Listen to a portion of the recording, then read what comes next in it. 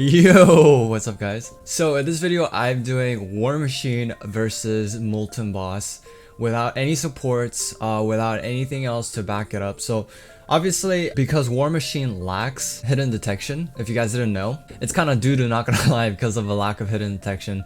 But what I do for the early game is for the first 20 waves I literally just do nothing but farm. Farm. And then my duo partner is actually defending with a golden scout with farm. And I placed down a golden cowboy for some extra cash. I'm not even sure if it's actually worth it, just because it takes quite a lot to max golden cowboy. And you only get like 30 cash on average every few seconds. So I don't know if it's really too worth it. Maybe if you use it in the early game, but I get 8 max farms by wave 20, pretty easy. And after that, I just go straight for the level 4 War Machine, right? Level 5 costs 75,000. I forgot to bring DJ for this one. So it costs 75,000. With the DJ, it would only cost about 60. Okay, that's not only, because it's still 60,000. Like, it costs the most in the entire game, even with the DJ. So that's just a crazy amount of money that you would need in order to max the War Machine. And so I decided to pretty much spam level 10 War Machine. At first I didn't think the War Machine had a placement limit, but it actually has a placement limit of 10, if you guys didn't know. So I placed out level 4 War Machine, 10 of them, and then I focus on maxing one by one. Now I feel like War Machine would be a lot better if its damage buff could stack.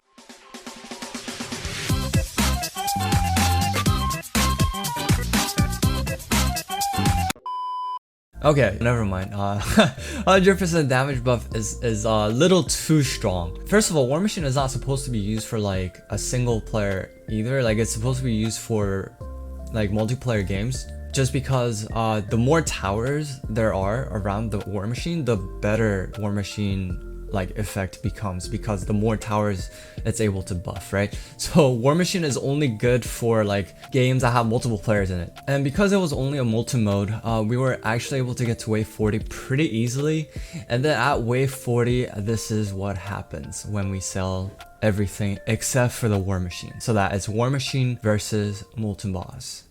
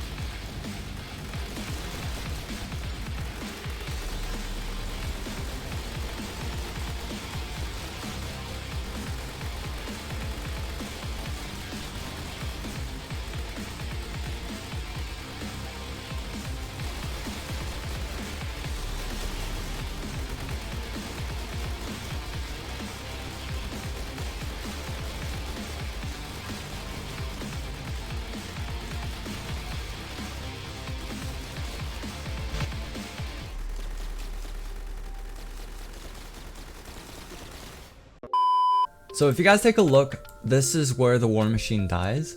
And I think if I had to guess, this is like what? I don't know, maybe 40 studs? I'm not really sure. but 40 studs, 40 to 50 studs or so.